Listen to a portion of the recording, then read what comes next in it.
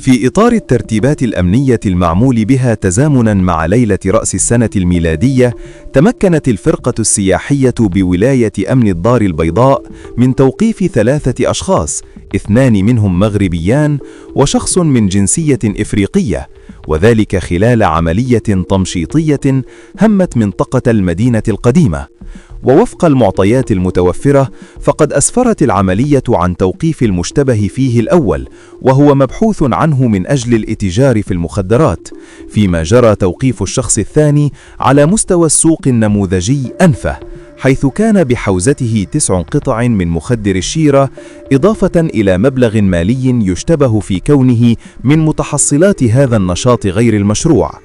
وعلى مستوى زنقة لالتاجة بوسط المدينة، تم توقيف المشتبه فيه الثالث وبحوزته 5 كبسولات من المخدرات الصلبة، ليتم بعد ذلك إحالته على فرقة الشرطة القضائية من أجل تعميق البحث معه، وذلك بعد استكمال الإجراءات القانونية المعمول بها.